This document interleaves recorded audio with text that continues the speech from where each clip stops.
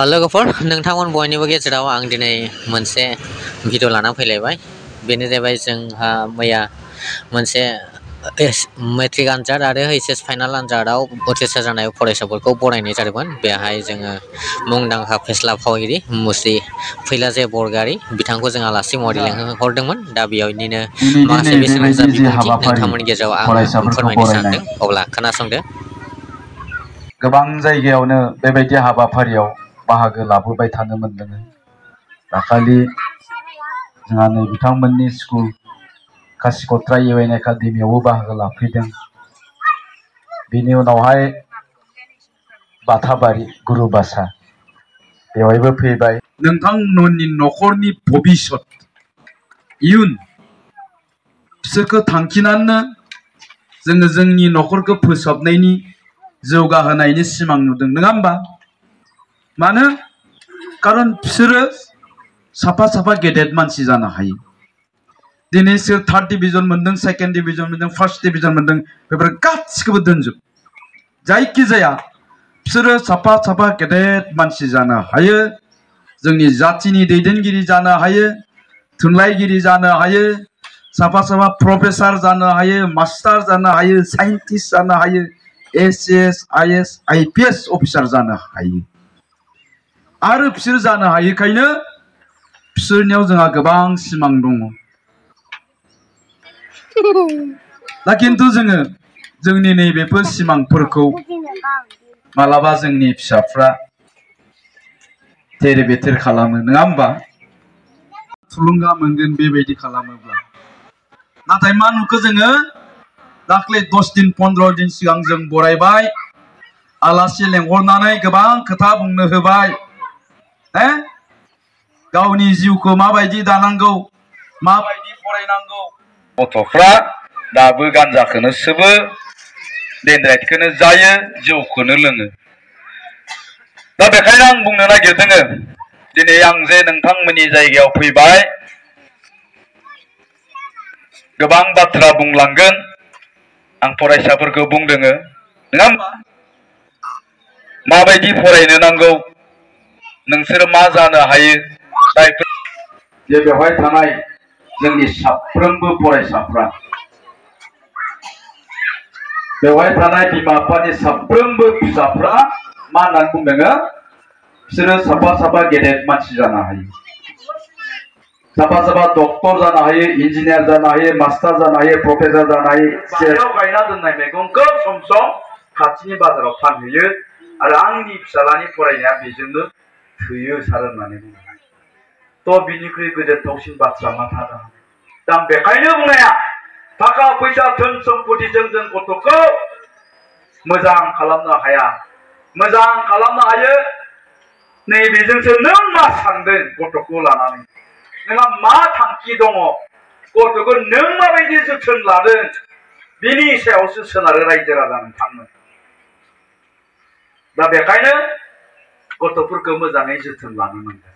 अन्नायानो जोथोन लानाय नङा, गथ'फोरा जा बिदों बेखौ होनो हानायानो जोथोन लानाय नङा। बे थिंकिंआ जोंनि फिसाफोरखौ गाज्रि खालामदों। आं जे बुंबाय आंनि नामा जितेन्द्रसो होननानै, आं लादों जोंस्रां ब्रह्म। दा आंनि नामा जाबाय फैला। मानो जितेन्द्र नाम दोनदोंमोन आंनि नामखौ आफाया? सारमोना मिथिगोन, गोदोनि एक्टर 85नि एक्टर जितेन्द्र, राजेश खान्ना मोननि एक्टर जितेन्द्रनि नामाव आफाया आंनि नामखौ जितेन्द्र दोनो। नंगौ, सिनेमानि डायलग होआखै आं। ओमफ्राय आं एसे देरबा बै बाबुमोन बायदि जाबाथाय मा खालामोन आफाया, बाजारनि गेदेर गेदेरसिन ना मागुर खुसियाफोरखौ नायनानै लाबोनानै आइखौ बेखौ सबायजों सं, बेखौ थाइगिरजों सं, नङा होमबा?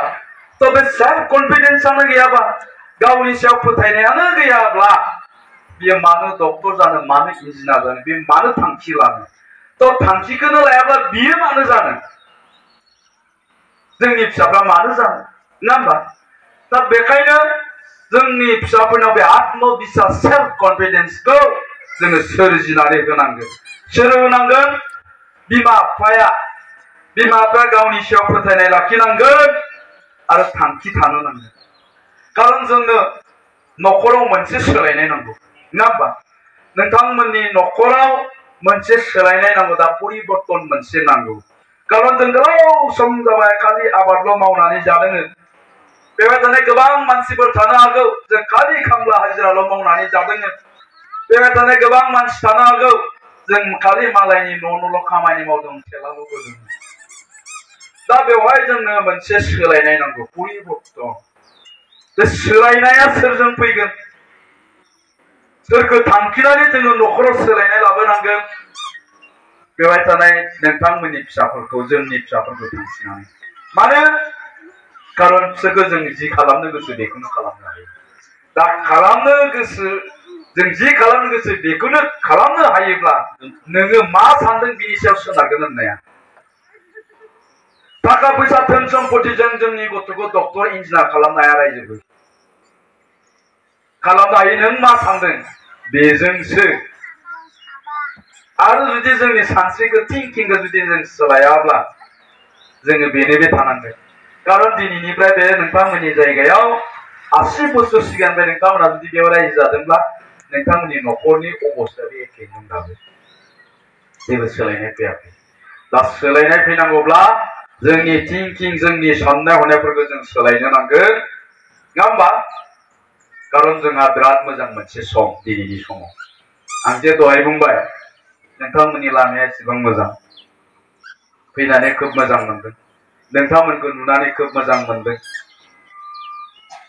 थासारिया खोब मोजां थ' बे थासारियाव एसेबां मोजां थासारियाव जोंनि गथ'फोरखौलाय जों मानो खालामनो हाया खालामनो हायिनि खुनु माने गैया जोंनि सानस्रिखौल' जों सोलायनो नांगौ सेल्फ कन्फिडेन्स आत्मबिश्वासखौ लानानै गावनि सायाव फोथायनायखौ लाखिनानै दा बेखायनो जोङो दिनैनिफ्राय जोंनि सानस्रिखौ सोलायनांगौ जोङो सोलायनो नांगोन जाय सोलायनायजों जोंनि न'खरनि मोजां जागोन जाय सोलायनायजों जोंनि फिसाफोरनि मोजां जागोन जाय सोलायनायजों नोंथांमोननि गामिनि जोंनि जाथिनि मोजां जागोन